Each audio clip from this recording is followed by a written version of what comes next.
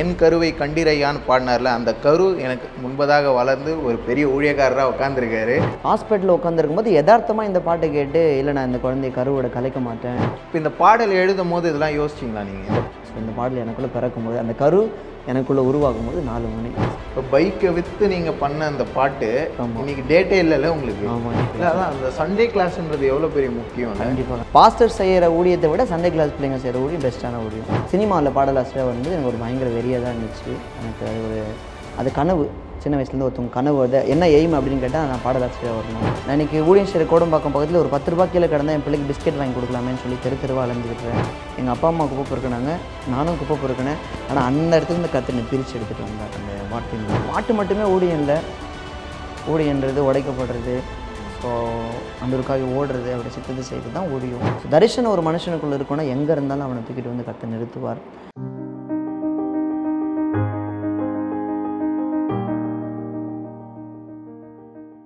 வணக்கம் மக்களே, நான் உங்கள் சாந்தா. அன்யூஷுவல் டாக்கில் நிறைய ஸ்பெஷலான கெஸ்ட்லாம் பார்த்துருப்போம். இவர் கொஞ்சம் கூடுதலான ஸ்பெஷல். ஏன் அப்படின்னு கேட்டிங்கன்னா, ரொம்ப குறுகிய நாட்களில் என்ன தான் பெரிய ஊழியங்கள் பண்ணிகிட்டு இருந்தாலும் ஒரு பாடல் மூலமாக கிட்டத்தட்ட 50 லட்சத்துக்கும் மேலான பேருக்கு ஊழியம் செய்து கொண்டு இருக்கிற ஒரு பாடல்.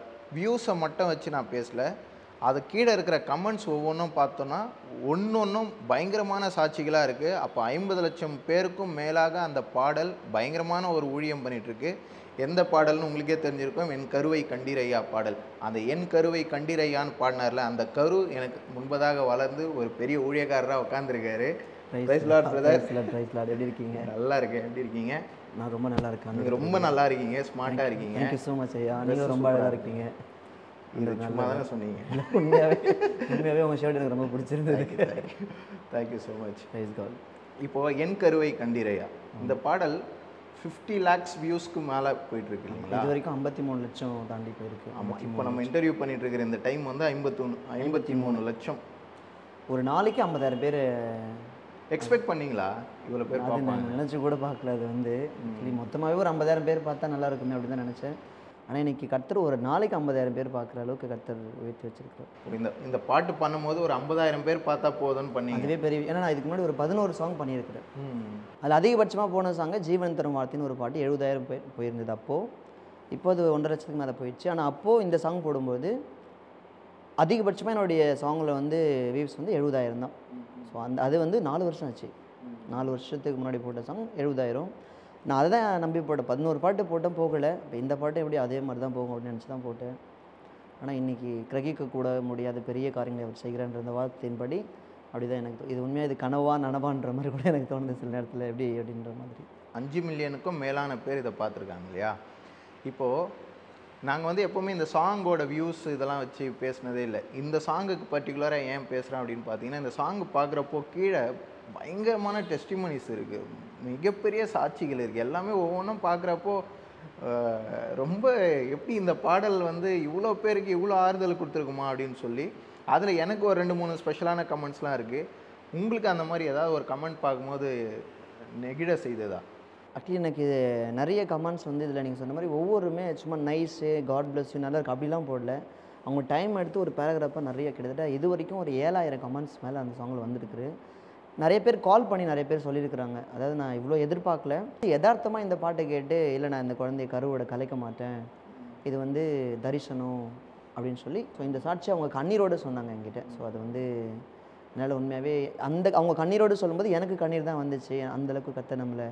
அடுத்தது ரொம்ப நாளாக ஒரு அம்மாவுக்கு குழந்தையே இல்லை. ஸோ இந்த பாடலை கேட்கும்பொழுதெல்லாம் வயிற்றில் கை வச்சு கேட்டுகிட்டே இருப்பாங்களாம். திடீர்னு டாக்டர்கிட்ட போய் செக் பண்ணியிருக்கிறாங்க, அவங்களுக்கு வந்து கன்சீவ்னு சொல்லி வந்துருக்குது. ஸோ இந்த மாதிரி வயிற்றில் அந்த குழந்தை வந்து நிறைய குழந்தை துல்லம். இது யாருக்கு வந்து இந்த சாங் வந்து பிரயோஜனமாக இருக்குது? இந்த கர்ப்பிணி பெண்களுக்கு, இல்லாத குழந்தை இல்லாதவங்களுக்கு, குழந்தை வேணான்னு நினைக்கிறவங்களுக்கு, அப்படிப்பட்டவங்களுக்கு இந்த மாதிரி. அப்புறம் ஒரு ஊழியக்காரர் வந்து சொன்னார், இந்த பாட்டை கேட்டதுலேருந்து நைட்டு ஒரு 8 மணிக்கு 9 மணிக்கு இந்த பாட்டை கேட்டாராம். காலையில் 7 மணிக்கு எனக்கு கால் பண்ணார். அதுலேருந்து இந்த கேட்டதுலேருந்து 7 மணி வரைக்கும் ஒரு செகண்ட் கூட தூங்கலையாம். இந்த பாட்டு தூங்கவே விடலையாம். ஏதோ என்ன பண்ணிக்கிட்டே இருக்கு, நான் அழுதுகிட்டே இருந்தேன் என் தரிசனத்தை நினச்சி.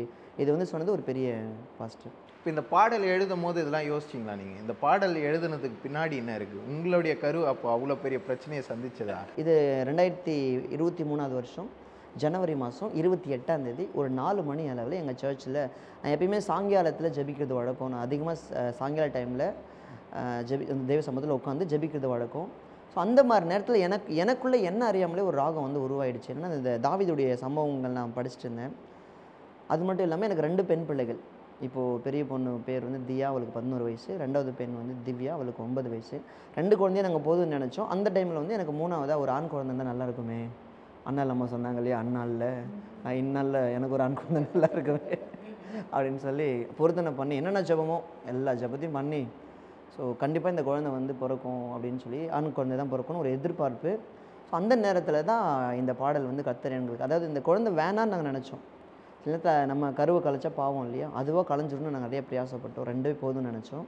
ஆனாலும் அந்த கரு வந்து என்னை பார்த்து சொன்ன மாதிரி இருந்துச்சு, இல்லை நீ தடுத்தாலும் நான் இந்த உலகத்தில் வருவேன். ஏன்னா என் மேலே தரிசனம் இருக்குது. தரிசனம் இருக்கிற என்னை யாராலையும் தடுக்க முடியாது. நான் அந்த உலகத்தை பார்ப்பேன் அப்படின்னு அந்த என் 3வது பொண்ணு சொன்ன மாதிரி இருந்துச்சு. அது எனக்கு ஒரு பக்கம் இருந்தது. அப்படியே தாவீதை குறித்து நான் படிச்சுட்டு இருந்தேன். தாவீதை குறித்து படிக்கும்போது ஆண்டவர் சவுல் ராஜ்யம் பண்ணும்போது 2வது வருஷத்தில் தாவீதை பற்றி சொல்கிறாரு. என் இருதயத்துக்கு ஏற்ற ஒரு மனுஷனை நான் தேடி கண்டுபிடிச்சேன், உனக்கு அடுத்து அவன் தான் ராஜா வரும். அந்த வார்த்தைகளை தாவீதை குறித்து கர்த்தர் சொல்லும்போது தாவீது பறக்கவே இல்லை. தாவீது பறக்கிறதுக்கு 8 வருஷத்துக்கு முன்னாடி, அப்போ நான் இதை என்னுடைய மகளையும் இந்த தாவீதையும் நான் அப்படியே வச்சு யோசிக்கும் போது தான் தாவீதுடைய எலும்புகளே உருவாகலை, நரம்புகள் உருவாகலை, தசைகள் உருவாகலை. ஆனால் தாவீது மேலே கர்த்தர் தரிசனத்தை வச்சார் அப்படின்ற அந்த வார்த்தை என்ன அறியாமலே ஒரு ராகமாக எனக்குள்ளே உருவாக்க ஆரம்பிச்சு. நல்ல ஞாபகம் இருக்குது. ஒரு 4 மணி 2023 ஜனவரி 28ஆம் தேதி 4 மணி கரெக்டாக. ஸோ இந்த பாடல் எனக்குள்ளே பிறக்கும்போது, அந்த கரு எனக்குள்ளே உருவாகும் போது 4 மணி. ஸோ ஆண்டவர் எதிர்பார்க்க ஒரு சர்ச்சில் கூட இது மிஸ் பண்ணாமல் பாடிக்கிட்டே இருக்கிறாங்கன்றது வந்து உண்மை. ஸோ அந்த அளவுக்கு ஒரு ஆராதனை பாடலாக மாறி இருக்கு. நீங்கள் இதுக்கு முன்னாடி வந்து 13 சாங் பண்ணியிருக்கீங்களா? 11 சாங் 11 சாங் பண்ணியிருக்கீங்க. இது 12வது சாங். இந்த சாங் உங்களுக்கு பர்சனலாக எப்படி? பர்சனலாக அதான் எனக்கு வந்து அது புதுசாக வர ராகமாக தான் இருந்துச்சு. இதுக்கு முன்னாடி வந்து நான் எழுதின சாங்ஸை விட அந்த சாங்ஸ் எல்லாமே என் கஷ்டத்தை நினச்சி எழுதினேன். ஆனால் இந்த சாங் வந்து எனக்கு புது டோனாக இருந்துச்சு. அது ஆண்டவர் பாட்டு கொடுக்கும்போது டோனும் கொடுத்துருவார், வரிகளும் கொடுத்துருவார். எனக்கு இப்படிப்பட்ட ஒரு வரி நான் யோசிக்கவே இல்லை. எனக்கே புதுசாக தான் இருந்துச்சு. அதை நான் ஆண்டவர்கிட்ட தினம் நன்றி சொல்லுவேன், எனக்கு இந்த வரி கொடுத்தீங்களே. எத்தனையோ பாஸ்டர்ஸ் இருக்காங்க, ஸோ அவங்களுக்கெல்லாம் இந்த பாடலை கொடுக்காம ஆண்டவர் எனக்கு கொடுத்து இந்த 4 மாதத்தில் ஒரு 53 லட்சம்ன்றது நான் நினச்சி கூட பார்க்கல. ஸோ ஆனால் அதுக்கு பின்னாடி அந்த பாட்டு ரிலீஸ் பண்ணுறதுக்கு ரொம்ப கஷ்டப்பட்டுருக்குறோம். ஆனால் நிறைய நேரம் ஆண்டவர்கிட்ட அழுது சொல்லியிருக்கிறேன், சப்பா காசு இருக்கிறவங்கள்ட்ட பாட்டு கொடுங்க. ஏன்னா பாட்டு மட்டும்தான் ஜனங்களுக்கு தெரியுதானே, அதுக்கு பின்னாடி பயங்கரமான என்னுடைய பைக்கை விற்றுட்டு தான் இந்த சாங்கை வீடியோ ஷூட் பண்ணோம். ஸோ அந்தளவுக்கு இந்த பாட்டுக்கு பின்னாடி இருக்கிறது யாருக்கும் தெரியாது. ரொம்ப அழுதுருக்கு, நிறைய நாள் அழுதுருக்கிறேன். இந்த பாட்டு வந்து ரெக்கார்ட் பண்ணி பிப்ரவரி மாதம் ரெக்கார்ட் பண்ணிட்டோம். ரிலீஸ் ஆனது வந்து மே மாதம் வீடியோ ஷூட் முடிச்சிட்டோம். ரிலீஸ் ஆனது வந்து அக்டோபர் மாதம். ஸோ அந்த 5 மாதம் நான் ரொம்ப கஷ்டப்பட்டுருக்கேன். ஃபுல் காசு என்னால் கொடுக்க முடியாது, 1000 ரூபாவோ கொடுத்து அந்த பட்ஜெட்டு. ஸோ வீடியோ இந்த தம்பி ரொம்ப நல்ல தம்பி, அதனால் நீங்கள் பொறுமையாக காசு கொடுங்க அப்படி சொல்லி அந்த மாதிரி பண்ணால் மியூசிக் உண்மையாகவே அமேசிங். எல்லாமே ப்ளஸ் தான். கர்த்தர் யாரெல்லாம் கொண்டு வந்தாரோ. இப்போ பைக்கை விற்று நீங்கள் பண்ண அந்த பாட்டு இன்னைக்கு டேட்டே இல்லைல்ல உங்களுக்கு? ஆமாம், அந்த அளவுக்கு இந்த பாடல் வந்து பல பேருக்கு ஊழியம் பண்ணுறதை தாண்டி உங்களையும் ஒரு ஊழியக்காரராக பலருக்கு மத்தியில் வந்து பயன்படுத்திட்டு இருக்கு இந்த பாடல் மூலமாக. ஸோ கர்த்தர் அதை தான் பார்க்குறாருன்னு நினைக்கிறேன்ல, நம்ம எவ்வளோ இறங்கி பண்ணுறோம் அப்படிங்கிறது. ஆண்டவருக்கு தெரியும் இல்லையா, முன்னாடிலாம் சொல்ல மாட்டார். நம்ம அந்த இது இப்படி பண்ண போகிறோன்னு தெரிஞ்சால் நம்ம பைக்கில் வீட்டை கூட விற்றுருவோம். ஆனால் எதுவுமே தெரியாமல் ஆண்டவர் வந்து அதான் அந்த விசுவாசத்தில், நான் விசுவாசத்தில் பைத்தியக்காரன், அந்த பைத்தியத்தில் நானும் வருத்தேன். சூப்பர். ஞானிகளை வெட்கப்படுத்த ஆண்டவர் பைத்தியத்தை தானே தெரிந்து தேடுறாரு. நிச்சயமாக ஞானிகளின் கூடாரத்தில் மாட்டிக்கொண்ட பைத்தியங்கள் நம்மலாம் கண்டிப்பாக. ஓகே, இப்போது நீங்கள் வந்து இந்த சும்மாலாம் பாட்டு எழுதலை அப்படின்னு சொன்னீங்களே, ஆனால் உங்களுடைய சாட்சியை நான் கேட்டிருக்கேன். நீங்களே சொல்லியிருக்கீங்க, எனக்கு வந்து பாடலாசிரியராக ஆகணுங்கிறது ஆசை அப்படின்னு சொல்லி. ஸோ அப்போ பாடலாசிரியராக ஆகணும்னு வந்தவர் தானே நீங்கள்? ஆமாம், நான் கோடம்பாக்கத்துக்கு சென்னைக்கு வந்தது வந்து சின்ன வயசில் எனக்கு வைரமுத்து, நாமுத்துக்குமார், பா விஜய் இவங்கள மாதிரி தான் நல்லா சினிமா பாட்டு ஒரு பாட்டு விடாமல் எல்லா பாட்டுமே கேட்பேன். ஸ்கூலில் வந்து என்னுடைய புக்கில் அந்த அறிவியல், சமூக அறிவியல் அந்த புக்குக்குள்ளே அது பெருசாக இருக்கும், மற்ற புக்கு சின்னதாக இருக்கும். ஆனால் அந்த புக்குக்குள்ளே அந்த பாட்டு புக்கு உள்ளே வச்சு அதை நான் டீச்சர் பாட்டு நடத்திட்டே இருப்பாங்க, நான் அந்த பாட்டு புக்கு படிச்சுட்டு இருப்பேன். உங்களுக்கு தெரியாது, உள்ளே வச்சுருப்பேன். ஸோ பாட்டு மேலே அவ்வளோ பைத்தியம். அதை படித்து இப்போ நீங்கள் ஒரு சூழ்நிலை சொன்னீங்கன்னா நான் அதை அப்படியே அதுக்கான பாட்டு எழுதிடுவேன். அதுக்காக அந்த வயசில் இது வந்து நான் 5வது படிக்கும்போது என்னோடய ஃபஸ்ட் சாங் எழுதினேன். நான் 5th படிக்கும்போது என்னோடய ஃபஸ்ட் சாங் எழுதினேன். அப்போ எழுதினேன். அது ஒரு பயங்கர வெறி சினிமா மேலே. அப்ப நிறைய பேருக்கு அவங்களுடைய பேரே சரியா எழுத வராத டைப்ல பாட்டு ஹீரோ ஹீரோயின் கவிதை எழுதுவேன். சரி சரி. அதே மாதிரி நான் 1வது நான் அதிகமாக 9th வரைக்கும் தான் படிச்சிருக்கிறேன். ஃபஸ்ட் 1வதுலேருந்து 9th 9வது வரைக்கும் எல்லா ஸ்கூல்லையும் நான் பாடியிருக்கிறேன். ஸோ சினிமா பாட்டு பார்க்காமலோ கேட்காமலோ என்னால் இருக்கவே முடியாது. சொல்லுவாங்க இல்லையா ஒரு போதைக்கு அடிமைன்ற மாதிரி. ஸோ சான்ஸே இல்லை அதுலேருந்து வெளியில் வர்றதுக்கு. ஸோ ஒரு நாள் ஆண்டவர் என் கூட பேசினார். சினிமாக்காக பாட்டு எழுதணும்னு கோடம்பாக்கம் வந்துட்டீங்க. இப்போ இந்த இந்த அளவுக்கு இப்போ ஆண்டவர் பேசினாரு அப்படின்னு சொல்கிற அளவுக்கு ஒன்று நடந்திருக்கணும்ல, உங்களுக்குள்ள ஒரு டிரான்ஸ்ஃபர்மேஷன் நடக்கக்கூடிய டைம். சர்ச்சுக்கு போக ஆரம்பிச்சோம்ல. 2012 எனக்கு திருமணம் நடந்துச்சு. 2012 ஜூன் மாதத்துக்கு அப்புறம் நாங்கள் ரெகுலராக சர்ச்சுக்கு போக ஆரம்பித்தோம். சர்ச்சுக்கு போனாலுமே சினிமாவில் பாடலாசிரியர் வந்து எனக்கு ஒரு பயங்கர வெறியாக தான் இருந்துச்சு. எனக்கு அது கனவு. சின்ன வயசுலேருந்து ஒருத்தவங்க கனவு வருது. என்ன எய்ம் அப்படின்னு கேட்டால் நான் பாடலாசிரியராக வரணும். ஸோ அதுதான். ஸோ அன்றைக்கி பேசும்பொழுது அந்த வார்த்தை எனக்குள்ளே வரும்போது என்னென்னா, ஒரு இன்டர்வியூவில் ஃபாதர் பெர்க்மான் சார் அவங்க பேசிகிட்டு இருந்தாங்க. ஸோ அவங்க எப்படி ஊழியத்துக்கு வந்தாங்க, எப்படி ஏசப்போடு அந்த பாட்டு கேட்கும்போது எனக்குள்ளே ஒரு உணர்வு வந்துச்சு. நான் உடனே முட்டி போட்டேன். நான் நிறைய பாட்டு எழுதி வச்சேன். கனவு கண்டு நிறைய யோசிச்சு நானே க்ரியேட் பண்ணினா யோசிச்சு எல்லாத்தையும் கிழிச்சு குப்பை தொட்டியில் போட்டேன். என் ஆசை எல்லாம் தூக்கி குப்பை தொட்டியில் போட்டு இனிமேல் நான் சினிமா பாட்டை பாட மாட்டேன் அப்படின்னு சொல்லிட்டு தீர்மானம் எடுத்தேன். இது வரைக்கும் ஆண்டவர் வந்து இல்லை, இது ரொம்ப பெரிய விஷயம். நீங்கள் வந்து ஒரு 5th படிக்கிறீங்கன்னா ஒரு 10 இயர்ஸ்லேருந்து 23 இயர்ஸ் வரைக்கும் நீங்கள் வந்து ஒரு கனவோடு இருக்கீங்க. அதுக்காக ஊரை விட்டுலாம் வந்திருக்கீங்க. கோடம்பாக்கம்ல சினிமாவில் ஒரு பாடலாசிரியராக ஆகணும் அப்படின்னு சொல்லி நிறைய கம்பெனி ட்ரை பண்ணியிருக்கிறேன். கேகே நகர், சாலிகிராமம், அசோக் நகர். இதுக்காகலாம் ட்ரைலாம் பண்ணி நிறைய ட்ரை பண்ணியிருக்கேன். இப்போ நீங்கள் ஃபாதரோட இதை கேட்டுட்டு ஆமாம், ஃபாதர் ஐயாவுடைய அந்த இன்டர்வியூ அவங்க பாட்டு எப்படி பாட்டு எழுதுறாங்கன்ற ஒரு இன்டர்வியூ கொடுத்தாங்க. நான் அந்த டைமில் வந்து அது ஆண்டவரத்தோட சபைக்கு போகும்போது பேச ஆரம்பிக்கும்பொழுது எல்லாமே நான் ஒரு மொபைல் ஷாப் வச்சுருந்தேன் ஊரில். கஸ்டமர் வராத நேரத்தில் எனக்கு மெசேஜ் தான் கேட்டிருப்பேன். அப்படி கேட்கும்போது தான் எனக்கு அந்த வார்த்தை தொடப்பட்டு அதை கிழிச்சு போட்டு கோடம்பாக்கத்துக்கு நான் அப்படி தான் வந்தேன். பாட்டு எழுதுறதுக்காக தான் வந்தேன். 2011 தான் கோடம்பாக்கம் 10வது வருஷம் கோடம்பாக்கம் வரேன். ஆனால் உங்கள் குடும்ப பின்னணி வந்து கிறிஸ்டியன் இல்லைல்ல, கிறிஸ்டியன் ரொம்ப ஒரு மாதிரியான ஒரு ஃபேமிலி பேக்ரவுண்ட். அது பயங்கரமான சாட்சின்னு நினைக்கிறேன். நீங்கள் அடிக்கடி கோட் பண்ணுற ஒரு வேர்ஸ், பெரியவனை புரிந்து எடுத்துறார், அவங்க எளியவனை குப்பையிலிருந்து உயர்த்துகிறார். இந்த வார்த்தை அப்படியே பொருந்தது இல்லை உங்களுக்கு? கண்டிப்பாக பாட்டு எழுதுனேன் இல்லையா, எலும்புகள் உருவாகலை, நரம்புகள் உருவாகலை, தரிசனம் உருவானது. ஸோ நான் நினைக்கிறேன் இந்த வசனத்தை கர்த்தர் எழுதுறதுக்கு முன்னாடியே என்னை குறித்து தான் பிளான் உருவாக்கிட்டு அந்த வசனத்தை எழுதியிருக்காருன்னு நான் நினைக்கிறேன். ஏசுக்கு எங்களுக்கு சம்மந்தம் இல்லாத ஃபேமிலி தான்.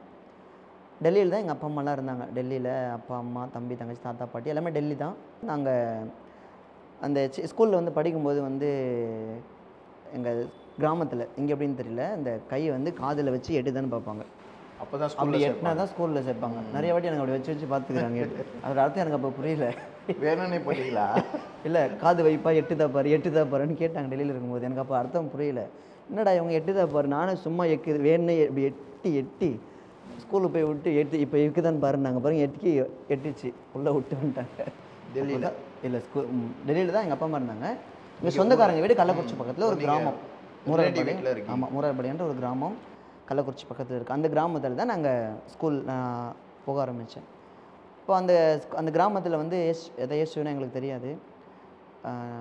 என்னோட வேலைலாம் மாடு மேய்க்கணும், மாட்டு சாணிலாம் அள்ளணும், இந்த மாட்டை பார்க்குறதெல்லாம் இந்த மாட்டுடைய வேலை. ஆமாம், அந்த மாதிரி தான்.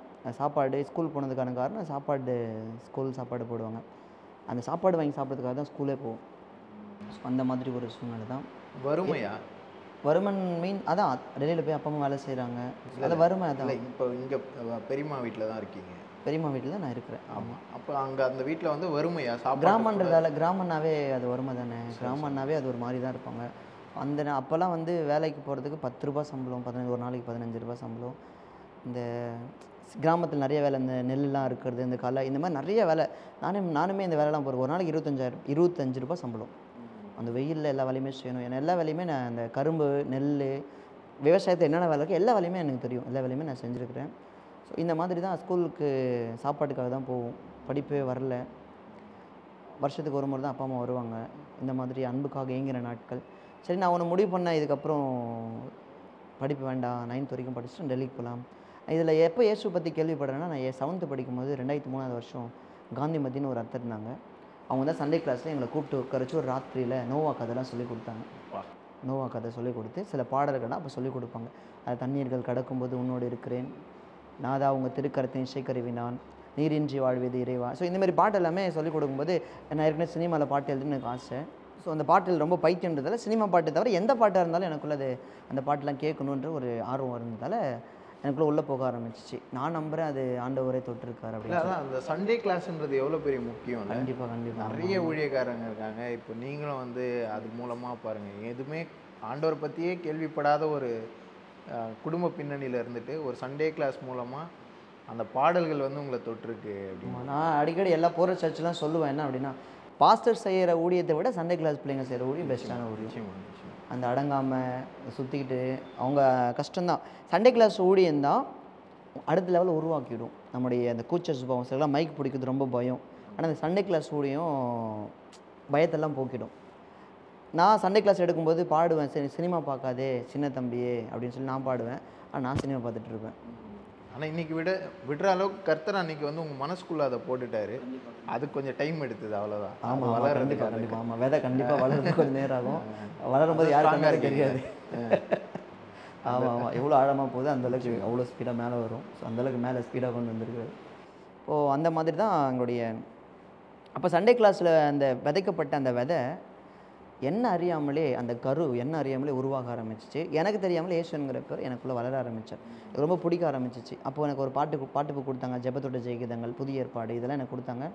டெல்லிக்கு போனேன். இப்போது டெல்லிக்கு போகும்போது நான் என்னுடைய துணிலாம் எடுத்து வச்சேன்.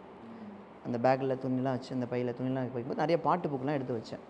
ஏன்னா பாட்டு தான் என்னுடைய கனவு இல்லையா. நான் டெல்லிக்கு போகலாம். அப்போ சின்ன பையன் 9th தான் படிச்சுட்டு முடிச்சுட்டு போனேன். அப்போது கொஞ்சம் பெரிய அளவும்போது ஒரே பையனா? இல்லை, எனக்கு ஒரு தம்பி 2 தங்கச்சி. அவங்களாம் அங்கே தான் இருக்காங்க? ஆமாம், அப்பா அங்கே. அவங்கள விட்டுட்டு நீங்கள் கிளம்புறீங்க? இல்லை, அவங்க அப்பா அம்மாலாம் யார், எங்கள் தம்பி தங்கச்சி யாருமே படிக்கல. அவங்களாம் அப்பா அம்மா கூட தான் இருந்தாங்க. நான் மட்டும்தான் எங்கள் குடும்பத்திலே படித்தது. ஸோ அவங்களாம் அங்கே தான் இருந்தாங்க. நான் இந்த டெல்லிக்கு என்ன பண்ணுற எல்லாத்தையும் எடுத்து வச்சுட்டு நான் போகிறேன். எங்கள் தாத்தா தான் எங்களை கூட்டிகிட்டு போகிறாங்க. ஸோ அப்படி போகும்பொழுது இந்த புதிய அந்த ஜெபத்தோட ஜெயிக்கிதங்கள் சில பாட்டுக்கு தான் எனக்கு வந்து ராகம் தெரியும். ஏன்னா அந்த ஒரு வருஷம் தான் சர்ச்சுக்கு போயிருக்கோம். அதனால் சில பாட்டுக்கு ராகம் தெரியும், நிறைய பாட்டுக்கு ராகம் தெரியாது. நான் என்ன பண்ணுவேன் அப்படின்னா, அந்த பாட்டுலாம் எடுத்து வச்சுட்டு எனக்கு தெரிஞ்ச ராகத்தில் அந்த வரியை எனக்கு எப்படிலாம் பாட முடியும் அப்படிலாம் பாடிட்டே இருப்பேன், ஒரு பைத்தியம் மாதிரி. ஸோ அந்த மாதிரி பாடுறது அன்றைக்கே அவர் பார்த்துருக்கிறாரு. ஸோ அதனால் இன்றைக்கி புது புது ராகமாக கொடுத்துருக்குறாரு. ஸோ டெல்லியில் போய் பார்க்கும்பொழுது எங்களுடைய இப்போ எல்லா குடும்பத்துக்கும் ஒரு தொழில் இருக்கும். சொன்ன மாதிரி அவர் சிறியவனை பொழுதுந்து எடுக்கிறார், எளியவனை குப்பையிலேருந்து உயர்த்துக்கிறார்ன்ற வார்த்தையின்படியே எங்கள் குடும்பத்தோட தொழில் வந்து குப்பை பொறுக்கிறது தான். அப்பா அம்மா தாத்தா பாட்டி. இந்த பாட்டு எழுதினாலே என் தாய் உருவாகும் முன்னே என் கருவை கண்டிரை அப்படின்ற. ஸோ இது வந்து ஒரு பயங்கரமான வெளிப்பாடாக தான் எனக்கு இப்போ தெரியுது. என்ன அப்படின்னா, எங்கள் பாட்டி என்ன சொன்னாலே, எங்கள் பாட்டி, அதாவது இதோட அர்த்தம் என்னென்னா, எங்கள் அம்மாவே உருவாகலை, எங்கள் அம்மா உருவாகிறதுக்கு முன்னாடி என் கருவை பார்த்துட்டார். அப்படின்னா எங்கள் பாட்டியோட வயிற்றுக்குள்ளே மறைஞ்சிருக்கிற எங்கள் அம்மாவுடைய கருவுக்குள்ளே ஒளிஞ்சிருக்கிற என் கருவு மேலே கர்த்தர் தரிசனத்தை வச்சார். அப்படின்னா எங்கள் பாட்டி குப்பை பொறுக்கினாங்க, எங்கள் அப்பா அம்மா குப்பை பொறுக்கினாங்க, நானும் குப்பை பொறுக்கினேன். ஆனால் அந்த இடத்துலேருந்து கர்த்தர் என்னை பிரித்து எடுத்துகிட்டு வந்தார் அந்த வார்த்தையின்படியே. நிறைய நேரத்தில் எங்கள் அம்மா என்னை பார்த்து கேட்டிருக்கிறாங்க, நீலாம் எதுக்கடா பிறந்த அப்படின்னு. நீலாம் எதுக்கடா பிறந்த அப்படின்னு என்னை பார்த்து கேட்டிருக்கிறாங்க. ஆனால் இப்போ தான் தெரியுது, நான் வேணுன்றதுக்காக தான் ஏசப்பா எங்கள் அம்மாவே படைச்சிருக்காருன்னு. குப்பை பொறுக்கனோட நிலைமை எல்லாம் ரொம்ப கலேஜாக இருக்கும்ல, ரொம்ப அதை பார்க்குறப்போ உங்களுக்கு கஷ்டமா இல்லையா? இல்லை, நாங்கள் 5 வயசு வரைக்குமே அதான் பண்ணிட்டு இருந்தோம், தெரியும், அதெல்லாம் தெரியும். எப்போ லீவ் விட்டால் இடையில நாங்கள் போயிட்டு வந்துருக்குறோம். அதனால் எங்களுக்கு அது தெரியும், குப்பை பொறுக்கிற வேலை தான் தெரியும். பட் என்ன அப்படின்னா, குடும்ப தொழில் இல்லையா, பிறந்ததுலேருந்தே அது பழகிறவங்களுக்கு தெரியாது. திடீர் வீடு, ஆமாம், கூடாரம் தான் வீடு, வீடுலாம் கிடையாது, கூடாரம் தான். டென்ட் அடிச்சுட்டு அந்த டென்ட்டில் தான் பெட்ரூமோ ஹாலோ கிச்சனோ எதுவுமே கிடையாது, லைட்டோ ஃபேனோ எதுவுமே கிடையாது. விளக்குகள்லாம் எங்களுடைய வெளிச்சம், அதுதான் எங்களுடைய வெளிச்சம். ஸோ அந்த ஊரில் இருக்கிற குப்பையெல்லாம் ஒரு இடத்துல கொட்டுவாங்க. அந்த குப்பை கொட்டுற இடத்துல ஓரமாக ஒரு மைதானத்தில் எங்களுக்கு டென்ட்டு ஒரு 15-13 ஃபேமிலி நாங்கள் இருந்தோம். அவங்க இருக்கும்போது நாங்கள் வெளியில் படுத்திருப்போம். சில நேரத்தில் வெளியில் படுத்திருப்போம். காலையில் எழுந்து பார்த்தா அந்த புழுதி எல்லாம் எங்கள் மேலே தான் இருக்கும். அந்த மைதானத்துக்கு இருக்கிற அத்தனை புழுதியும் எங்கள் மேலே தான் இருக்கும். உண்மையாகவே அவர் புழுதிலேருந்து உயர்த்துகிற தேவன். ஸோ அதுக்கு ஜீவனோட சாட்சியாக வச்சு அதோடைய அர்த்தம் எனக்கு அப்போ புரியல, ஆனால் இப்போ புரியுது. ஸோ ஒரு கோணி பையை பின்னாடி போட்டுட்டு தெருவா அலைவோம், எந்த குப்பையில் என்ன கிடைக்குது. குப்பை பொருட்கள் யாரும் மதிக்க மாட்டாங்க, அவங்கள யாரும் நேசிக்க மாட்டாங்க. ஸோ அவங்க மேலே யாரும் அன்பு காட்ட மாட்டாங்க. ஏன்னா நாங்கள் எப்படி இருப்போம் அப்படின்னா, ஒரு அழுக்கான ஷர்ட்டு, அழுக்கான ட்ரௌசரு, செப்பல்லாம் டிஃப்ரெண்ட்டாக போடுவோம். இந்த காலில் வேறு செருப்பு, இந்த காலில் வேறு செருப்பு. ரெண்டு செருப்புமே நல்லா இருந்தால் குப்பையில் போட மாட்டாங்க. அந்த மாதிரி செருப்பு தான் எங்களுக்கு. ஸோ அந்த எங்கள் கூடாரத்துக்கு முன்னாடி பார்த்திங்கன்னா விதவிதமாக செருப்பு இருக்கும். எங்களுக்கு எந்த செருப்பு பொறுத்து எங்களுக்கு கன்ஃபியூஷன் அந்த மாதிரி இருக்கும். இப்படி கூடாரத்தில் தான் வாழ்ந்துட்டு இருந்தோம், இப்படி குப்பை பொறுக்கு தான் வாழ்ந்துட்டு இருந்தோம். பட் ஆனால் அதான் ஏற்கனவே நான் அந்த பாட்டு பாடின மாதிரி எறும்புகள் நரம்புகள் உருவாகலை, நான் தரிசனம் உருவானது. ஸோ தரிசனம் ஒரு மனுஷனுக்குள்ளே இருக்கணும்னா எங்கே இருந்தாலும் அவனை தூக்கிட்டு வந்து கர்த்தர் நிறுத்துவார். இது மத்தியில் நாங்கள் என்ன பண்ணோம்னா குடும்பமாக பிச்சை எடுத்துருக்குறோம். நாங்கள் நிறைய அப்பா அம்மா தாத்தா பாட்டி தம்பி தங்கச்சி எல்லாருமே நாங்கள் குடும்பமாக அப்பாவுக்கு அடிபட்டிருக்காது, அடிப்பட்ட மாதிரி கட்டு போட்டு வண்டியில் தள்ளிட்டு போவோம். மசூதி வாசலில் போயிட்டு அம்மா வந்து முஸ்லீம் மாதிரி துணியை போட்டுட்டு பிச்சை எடுப்போம். வீடுகளில் போய் கதவு தட்டி எங்களுக்கு பசிக்குது ஏதாவது கொடுங்க, நாங்கள் பிச்சை எடுப்போம். இப்படி தான் வாழ்ந்துகிட்டு இருந்தோம். ஏசுக்கு எங்களுக்கும் சம்மந்தம் இல்லை. ஏசுனா யாருன்னே தெரியாது. குப்பை பொறுக்கி வாழ்ந்தோம், பிச்சை எடுத்து வாழ்ந்தோம், கூடாரத்தில் வாழ்ந்தோம்.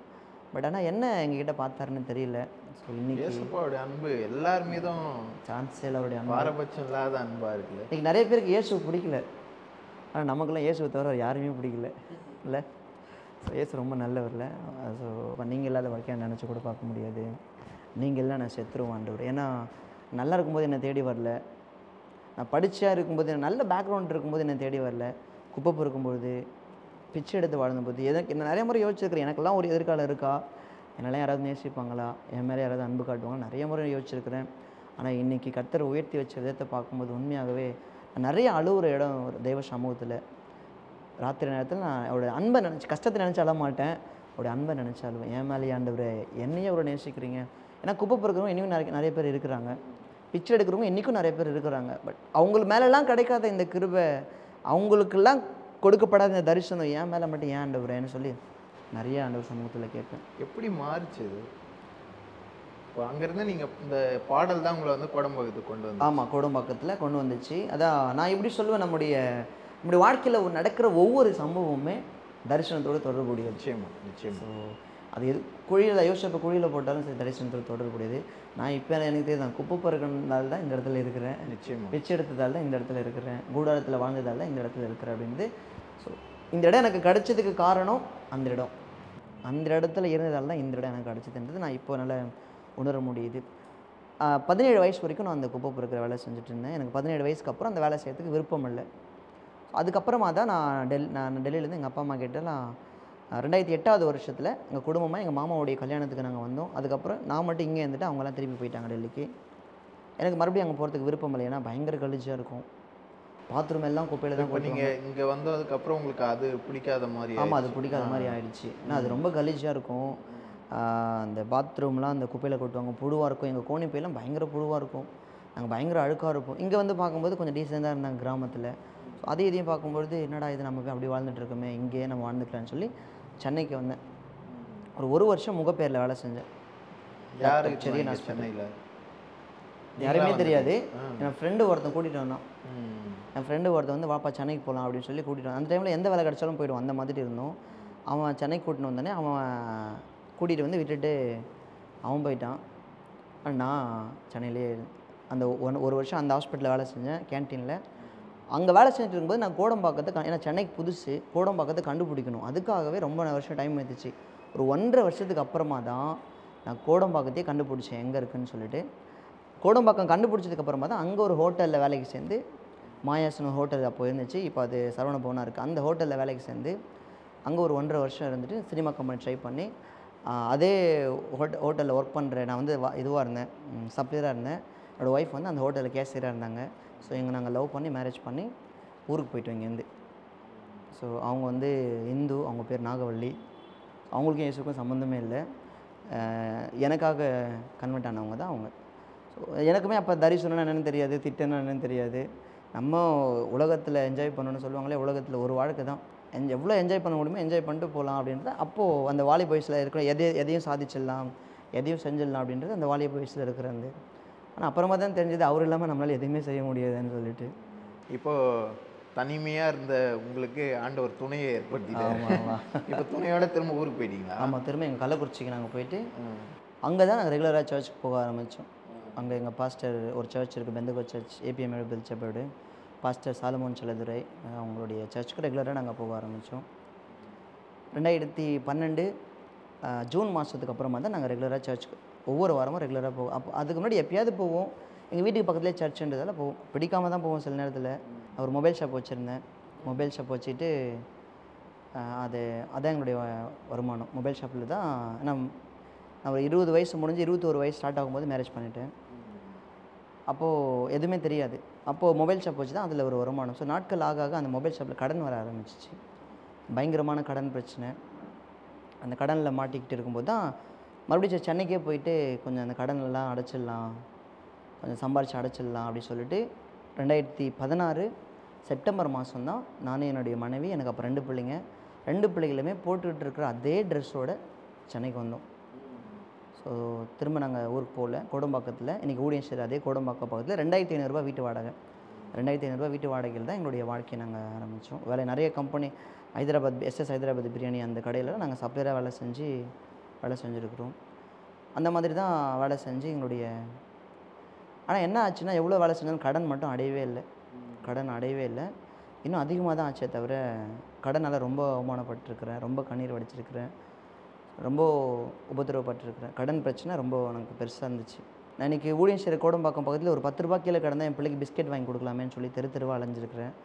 ஆனால் ஒரு 10 ரூபா 2500 வீட்டு வாடகை கட்ட முடியாது. ஸோ அந்த வீட்டு வாடகை கட்ட முடியாமல் ஹவுஸ் ஓனர் என்னை பார்த்து, உனக்கு வாடகை கட்டுறதுக்கே வக்கு இல்லை, நீ எதுக்கு ஊழியம் செய்கிற பைபிள் தூக்கிட்டு, அதுக்கெலாம் உனக்கு தகுதியே இல்லை அப்படின்னு சொல்லி. ஆனால் நான் இப்போ நம்புகிறேன் என்ன அப்படின்னா, அது எல்லாமே அந்த வாடகை கட்டுறதுக்கே வக்கு இல்லைன்னு சொன்னதில் என்னுடைய வாழ்க்கையில், என்னோடய ஊழியத்தில் ஒரு படி மேலே வந்து தான் நான் பார்க்குறேன். அவங்க சொல்லலைன்னா என்னால் அடுத்த லெவல் வந்திருக்க முடியாது. இந்த 10 ரூபா கீழே கிடந்தா என் பிள்ளைக்கு பிஸ்கெட் வாங்கி கொடுக்கலாமே, அதில் என்னுடைய ஒரு படி உயர்வு. அவமானம் ஒரு படி உயர்வு.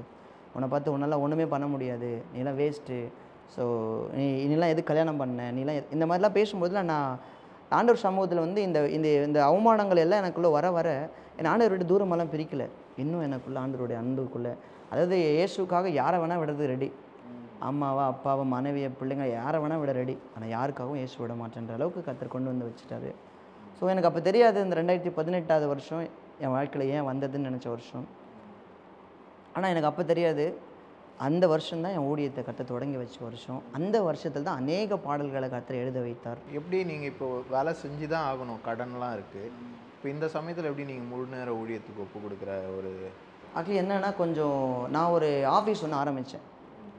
வேலை செஞ்சுருக்கும்போது எனக்கு ஊழியத்துக்கு போகணும் எனக்கு ரொம்ப ஆசை. ஆனால் அவன் சொல்கிற டைம் எனக்கு கிடச்ச வேலை 12 மணி நேரம் வேலை, சண்டே லீவ், அந்த மாதிரி தான் இருந்துச்சு. இப்போ என்னென்னா, சொந்தமாக எதனா பிஸ்னஸ் பண்ண நம்ம இஷ்டம் தானே, நம்ம ஊழியம் பண்ண எனக்கு ரொம்ப ஆசை. அதனால் ஒரு டெலிகாலிங் ஒன்று ஆஃபீஸ் ஒன்று ஆரம்பித்தேன். டெலிகாலிங் ஆஃபீஸ்னால் அந்த லோன் தருவாங்க, ஃபோன் பண்ணி கேட்டு உங்கள் லோன் வேணுமான்னு கேட்டு அந்த ஆஃபீஸ் ஒன்று ஆரம்பித்து ஏசப்பாட்ட ஒரு பொருத்தனை பண்ணேன். என்னன்னா, நான் ஊழியத்துக்கு வரல ஏசப்பா, நீங்கள் இந்த பிஸ்னஸ் ஆசீர்வதிச்சிங்கன்னா ஒரு 10 ஊழியக்காரருக்கு நான் மாதம் காணிக்கை கொடுத்து சப்போர்ட் பண்ணுறேன். ஒருத்தனை விட்டுருங்க, நான் 10 பேர் சப்போர்ட் பண்ணுறேன் பேசுகிறீங்க. இல்லை, உண்மையாகவே நான் அப்படி சொன்னேன். ஆனால் 3 மாதம் தான் அந்த ஆஃபீஸ் ரன் பண்ணேன். செம்ம அடி மேலே அடி. அப்போ ஆண்டவருடைய பதில் எனக்கு, நீ உன் கொடுக்குற காசு தேவையில்லை, நீ தான் வேணும் அப்படின்ற மாதிரி இருந்துச்சு. உன்னை கொண்டு பெரிய காரியங்களை செய்ய போகிறேன் அப்படின்னு அவர் உண்மையாக பேசுகிற தெய்வம். ஸோ அவரோட நேசிக்கிற பிள்ளைகளால் மட்டும்தான் அதை புரிஞ்சிக்க முடியும். அந்த மாதிரி அப்போ தான் 2018 நவம்பர் மாதம் 21 இதுக்கு முன்னாடி நான் சாகலான்னு சொல்லி நினச்சிருக்கிறேன். ஏன்னா எல்லாருமே இருக்கும்போது நம்ம கூட எல்லாருமே இருப்பாங்க. ஆனால் ஒன்றுமே இல்லாத போது ஒருத்தரும் இருக்க மாட்டாங்க. கட்டின மனைவி, பிள்ளைங்க, அம்மா, அப்பா யாருமே இருக்க மாட்டாங்க. ஸோ கர்த்தர் நல்லவர். அவங்களாம் பார்த்து கேட்பாங்க, உன்னால் என்ன முடியும், உன்னால் பண்ணணும். ஆனால் எனக்கு அப்போல்லாம் தெரியாது கர்த்தர் உருவாக்குறதுக்கு யாரை வேணால் பயன்படுத்துவார்னு தெரியலை. எங்கேயாவது போயிடலான்னு நினச்சேன். ஸோ இந்த உலகத்தில் மனைவி வேண்டாம், பிள்ளைங்க வேண்டாம், எங்கேயாவது போயிடலாம் அப்படின்னு நினைக்கும்போது நிறைய பாடல்கள் ஆண்டவர் கொடுத்து எங்கே போவேன். ஸோ நிறைய பாடல்கள் ஆண்டவர் என்னோடய யூடியூப் சேனலில் இருக்குது, நிறைய பாடல்கள். எல்லாத்துக்கும் ஒரு பாட்டு ஆண்டவர் கொடுப்பார். ஸோ எனக்கு வந்து இந்த ஆறுதல் படுத்துகிற மாதிரியே தான் பாடல்லாம் வரும். நானும் நிறைய வேறு மாதிரி எழுதணும்னு ட்ரை பண்ணுறேன். ஒரு பாட்டு அந்த மாதிரி வந்ததே இல்லை. நிறைய பேர் கேட்டேன், என்ன இதை எப்போ பார்த்தாலும் அழுதுனே சோகமாகவே பாடிட்டு இருக்கீங்க அப்படின்னு சொல்லிட்டு. எனக்கு வர பாட்டெல்லாம் அப்படி தான் வருது. நான் என்ன பண்ணுறதுன்னு எனக்கு தெரியல. ஆண்டவர் சொன்னார், நான் வந்து உன்னை உடச்சி அநேகருக்கு ஆறுதலுக்காக நான் உன்னை பயன்படுத்துவேன், என்னை விட்டு கொடுக்குறியான்னு கேட்கும்போது, ஏசப்பா இதுவே தாங்க முடியல, இன்னும் நீங்கள் வர உடைக்கிறேன்னு சொல்கிறீங்களே, ஆனால் உடைக்கிறது தான் உங்களை சேர்த்தோன்னா நான் ரெடி ஆண்டவர், என்னை வச்சு என்ன வேணால் செஞ்சீங்கன்னு சொல்லி நான் ஒப்பு கொடுத்தேன். 2018 நவம்பர் மாதம் 21 ராத்திரி 11:30 மணிக்கு யாருக்கெல்லாம் இவ்வளோ கடன் தரணுமோ அந்த கடனை எல்லாம் வச்சு அவங்களோட பேரெல்லாம் எழுதி முட்டி போட்டு ஏசப்பாக்கிட்ட, இதான் ஏசப்பா, நான் ஒரு கடங்காரனாக வரப்போகிறேன், நான் ஒரு அற்பமானனாக வரப்போகிறேன், சொந்தக்காரங்க மத்தியில் நான் ஒரு கடங்காரன், எதிர்காலம் இல்லாதவனா வரப்போகிறேன்னு சொல்லி யாருக்கெல்லாம் கடன் தரணுமோ அவங்க பேரெல்லாம் எழுதி மேலே முட்டி போட்டு 2018 நவம்பர் 21 மேலே காட்டினேன் ஏசப்பாட்ட. அன்றைக்கி 3 நேரம் ஊழியத்துக்கு ஒப்பு கொடுத்தேன். 2019 ஜனவரி 26 என் கடன் எல்லாம் ஒருத்தவங்க இலவசமாக கொடுத்து அடைக்கிறதுக்கு கர்த்தர் உதவி செய்தார். அல்லேலூயா. அப்போ தான் கொஞ்சம் நான் தான் லேட் பண்ணிட்டேனோ. ஆமா, எப்போ முடிய ஆமா, வேண்டியது வெறும் எப்பயே முட்டியால முடிய வேண்டியது முட்டி மோதி ஏதோ பண்ணியிருக்கோம். சூப்பர் சூப்பர், கண்டிப்பாக. ஆமாம், நான் தான் லேட் பண்ணியிருக்கிறேன். இப்போ தான் புரியுது. அதாவது எனக்கு ஊழியர் செய்தால் அப்படி தான் அவனை கனப்படுத்துவார்னு சொன்ன அந்த வார்த்தை எனக்கு கூடும்போது அதோட அர்த்தம் எனக்கு அப்போ புரியல. ஆனால் இப்போ புரியுது. ஆண்டவர் ஊழியம் செஞ்சால் எப்படி கனப்படுத்துவார் அப்படின்னு சொல்லிட்டு இன்றைக்கி ரெஸ்ட்டே இல்லாமல் ஓட வைக்கிறார். ஆமாம், அதுவும் எந்த கோடம்பாக்கத்தில் சினிமாவுக்கு பாட்டு எழுத வந்தனோ இன்றைக்கி அதே கோடம்பாக்கத்தில் அவருக்கு பாட்டு எழுத வச்சிருக்கிறாரு. இதில் என்னன்னா, எனக்கு நோட்டீஸில் போடுறவங்க எப்படி போடுவாங்கன்னா, என் தாய் உருவாகும் முன்னே பாடலாசிரியர்னு போடுவாங்க. எந்த கனவோடு நான் சென்னைக்கு வந்தனோ பாடலாசிரியர், அதே கனவை ஆண்டவர் ஒரு ஜீவன் உள்ள மாதிரி வேறு மாதிரி அவருடைய நினச்சி பார்க்கும்போதே நமக்கு உண்மையாகவே அவரை மாதிரி ஒரு காட் சான்ஸே இல்லை. இந்த சீனில் அந்த பாட்டை வைக்கணும், பாடுங்க. எலும்புகள் உருவாகலை, நரம்புகள் உருவாகலை, தசைகள் உருவாகலை, தரிசனம் உருவானதே, தாய்க்கருவிலே தரிசனம் உருவானதே. எப்படிப்பா உமக்கு நன்றி சொல்லுவேன், சொல்ல வார்த்தையே இல்லை. நீங்கள் போது என் வாழ்க்கை முழுவதும் வேறு ஆசையே இல்லை.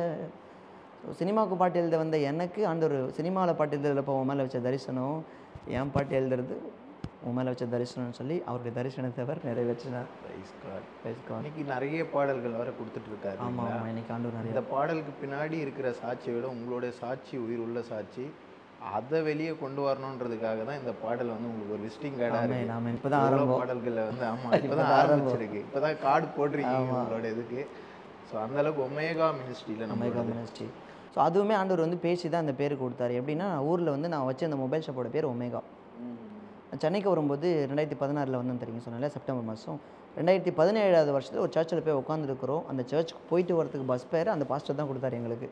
அவ்வளோ கஷ்டம். அப்போ ஆண்டவர் சொன்னார் என்னென்னா, நாங்கள் இந்த கடன்லாம் அடிச்சுட்டு ஊருக்கு போயிடலான்னு தான் பிளானில் இருந்தோம். ஆனால் ஆண்டவர் பேசினார், நீ வந்து கடனால் சென்னைக்கு வந்து நினைக்கிற, ஆனால் இல்லை, நீ கடனால் சென்னைக்கு வரல, நீயா சென்னைக்கு வரல, நான் தான் உன்னை கூட்டிகிட்டு வந்திருக்கிறேன் அப்படின்னு சொல்லி, நீ ஊரில் எதை இழந்தையோ அதை நான் உனக்கு இங்கே தருவேன் அப்படின்னு சொன்னார். ரொம்ப வருஷத்துக்கு அப்புறம் எனக்கு அது புரியவே இல்லை. ஆனால் நான் ஊழியத்துக்கு பேர் வச்சதுக்கப்புறமா நான் எங்கள் ஊருக்கு போகும்போது நான் சண்டே கிளாஸ் ஊழியம் செஞ்சு அந்த கிராமத்துக்கு போவேன்.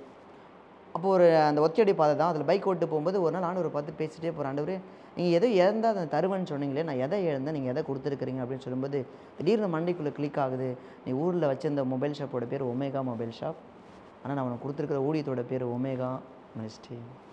ஸோ எதை இழந்தையோ நான் அதை உனக்கு கொடுக்குறேன் அப்படின்னு சொல்லி.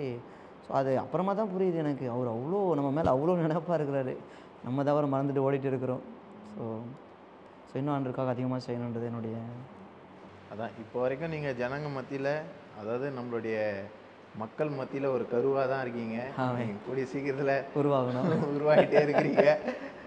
இப்போ சுட சுட ஒரு பாடல் ஒன்று பண்ணிட்டு இருந்தீங்க. அந்த பாடலும் பயங்கரமான ஒரு பிளஸ்ஸிங், பயங்கரமான ஒரு வார்த்தையோட, பயங்கரமான ஒரு அபிஷேகத்தோட ஒன்று ரெடி பண்ண. அது பாடல்னு சொல்கிறத விட அது என்னுடைய வாஞ்சன்னு நான் சொல்லுவேன். அதாவது என்னுடைய இதயம் துடிக்கிறது நின்றுச்சுன்னா, நம்மளுடைய இதயம்லாம் துடிக்கிறது நின்றுச்சுன்னா அதுதான் நம்முடைய வாழ்க்கையில் கடைசி நிமிடமே அதுதான். அதுக்கப்புறம் நம்ம லைஃப் பெட்டில் தான் வைக்கணும். ஸோ நான் யோசித்தேன் அப்படின்னா, நான் அவரை துதிக்க மறந்துட்டா அந்த நாள் என்னுடைய மரணம். நான் நிறைய லவ் லெட்டர் எழுதுவேன். அதனால் அவர் பாடும்பொழுது லவ் லெட்டரா அதான், என் இதயம் துடிக்க மறந்தாள் அதுதான் கடைசி நிமிடம், நான் உம்மை துதிக்க மறந்தால் அந்த நாள் என் மரணம்.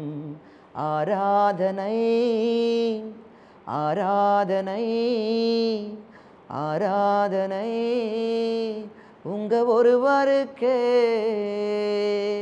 இந்த பாடல் அடுத்து தான் ரிலீஸ் பண்ணுறதுக்காக நாங்கள் இதை வந்து பாருங்கள், எவ்வளோ ஒரு வர்ஷிப் சாங்காக நிறைய பேர் மத்தியில் இது பயன்படுத்தப்பட போகுது. நீங்கள் இப்போது இது வந்து நிறைய பேருக்கு உங்களை மாதிரி வரணும்னு நினைக்கிறவங்களுக்கு யூஸ்ஃபுல்லாக இருக்கும். நிறைய வர்ஷிப் லீடர்ஸை பார்த்துருப்பீங்க, நிறைய ஆராதனை வீரர்கள் பாடல் எழுதுறதெல்லாம் பார்த்துருப்பீங்க. அவங்கக்கிட்டேருந்து நீங்கள் எடுத்துக்கிட்ட நல்ல விஷயம் ஜான் ஜெபராஜன் தான். ஸோ அவருடைய சாங் வந்து சான்ஸே இல்லை. ஸோ நான் நிறைய முறை யோசிச்சுருக்கிறேன், எப்படி அவரால் இந்த மாதிரிலாம் லிரிக்ஸ் எழுத முடியுது.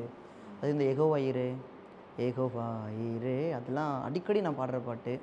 அப்புறம் ஃபாதர் லூகா சேகர் ஐயா, ஸோ இவங்க எல்லாமே அவங்களுடைய பாடலை நான் நிறைய கேட்டிருக்கிறோம். நான் ஆயத்தம்மா ரவி பாரத் அவருடைய சாங் நிறைய கேட்டிருக்கிறேன். ஏன்னா அந்த பீரியட் தான் நான் ரட்சிக்கப்பட்டேன்.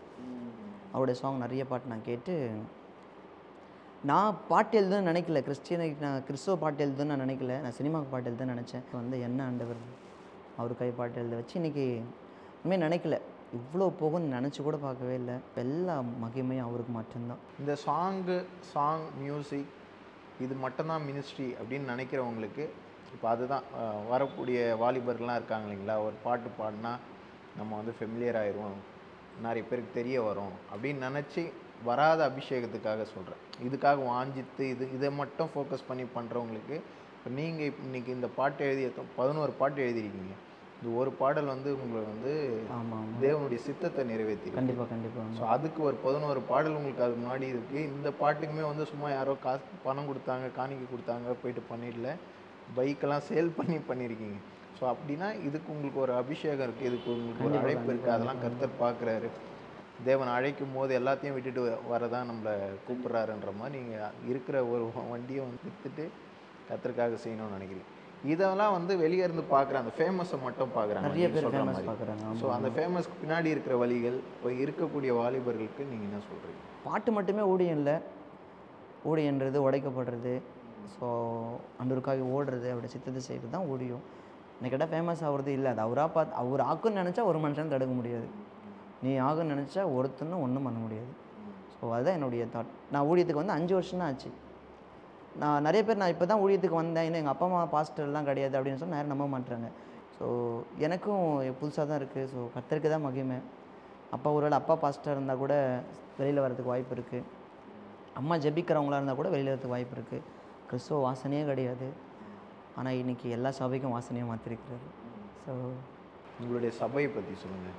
எங்கள் சபை வந்து அதான் கர்த்தர் கொடுத்த ஒரு பெரிய ஒரு ஓரமாக போய் உட்காந்து ஆண்டவர் ஆராதிக்க கூட எனக்கு தகுதி இல்லை. ஆனால் இன்றைக்கி ஒரு சபைக்கே பாஸ்டாக கொடுத்துருக்காரு அப்படின்னா ஸோ கர்த்தருக்கு தான் நன்றி சொல்லணும். ஸோ இன்றைக்கி ஒரு 30-40 ஆத்து மக்களை, ஸோ எங்கள் ஜனங்கள் அவங்க வந்து எங்கள் விசுவாசிகளாக இருக்க மாட்டாங்க, எல்லோரும் எங்கள் குடும்பமாக இருப்பாங்க எல்லாத்துக்கும். ஸோ ஏழை ஜனங்க தான், ஆனால் பாசத்தில் பணக்கார ஜனங்க, அன்பில் பணக்கார ஜனங்க, பாசம் அன்பில் கோடீஸ்வரங்க. ஸோ கண்டிப்பாக அந்த எல்லா வேலையும் எல்லாம் சேர்ந்து எங்களுக்கு எதுனா ஒன்றா உடனே வந்து நிற்கிற பிள்ளைகளை கர்த்தர் கொடுத்துருக்காரு. நம்ம சொந்தக்காரங்க நம்ம கூட இருக்கிறாங்களோ இல்லையே தெரியல, ஆனால் கர்த்தர் கொடுத்த சொந்தம் கடைசி வரைக்கும் கூட இருப்பாங்கன்றது என்னுடைய நம்பிக்கை. ஸோ அந்த குடும்பத்துக்காக சபைக்காக நான் நன்றி செலுத்துக்கிறேன். ஸோ இன்றைக்கி 4வது வருஷம் நாங்கள் சபை ஆரம்பித்து 2020 ஆரம்பித்த உடனே கொரோனா வந்து 2 வருஷம் சபை எதுவுமே நடத்த முடியல. அதுக்கப்புறமா இப்போ தான் ஒரு 2 வருஷமாக நாங்கள் ரெகுலராக கண்டினியூவாக சர்ச் ரன் பண்ணிகிட்டு இருக்கிறோம். ஸோ இதுதான் எங்களுடைய சபை, ஒமேகா எழுப்புதல் சபை அப்படின்ற ஒரு சபையை கோடம்பாக்கம் பகுதியில் கர்த்தர் கொடுத்துருக்கிறார். எந்த கோடம்பாக்கத்தில் சினிமாவுக்கு பாட்டு எழுத வந்தனோ அதே கோடம்பாக்கம். உங்களுடைய அதான் நீங்கள் சொன்ன மாதிரி இந்த ஏஜ்க்குரிய ஒருத்தனா இவ்வளோ பெரிய பாட்டு எழுதியிருப்பாங்க அப்படின்னு சொல்கிறத தாண்டி ஆண்டவர் வந்து அதான் அவ்வளோ அனுபவங்களை உங்களுக்கு கொடுத்துருக்காரு. எவ்வளோ வயசானவங்க பட வேண்டிய கஷ்டத்தை நீங்கள் வந்து சின்ன வயசுலேருந்தே அவ்வளோ கஷ்டம் அவ்வளோ கண்ணீரை பார்த்துருக்கீங்க. இந்த இந்த எனக்கு தெரிஞ்சு இந்த பாடல்கள் மூலமாக உங்கள் சாட்சியின் மூலமாக தேவன் பயங்கரமாக மகிமைப்படுறாரு. பாடல்களை விட உங்களுடைய அனுபவம், உங்களுடைய சாட்சி இருக்கு இல்லைங்களா, உங்களுடைய வாழ்க்கை வந்து மிகப்பெரிய ஒரு சுவிசேஷம். இதை நீங்களும் வெட்கப்படாமல் எதுவுமே மறைக்காமல் இன்னும் சொல்லிக்கிட்டே இருக்கிறது வந்து கர்த்தரை வந்து நீங்கள் எவ்வளோவா நேசிக்கிறீங்க, அவர் இன்னும் எவ்வளோவா மகிமைப்படுத்தணும்னு நினைக்கிறீங்கன்றது இது மூலமாக தெரியுது. இன்னும் நிறைய பாடல்களை கொடுத்து பல பேருக்கு வந்து நீங்கள் இன்னும் ஆசீர்வாதமாக இருக்கு. உங்களுடைய ஆதாரம். Thank you so much brother. God bless you. Thank you so much.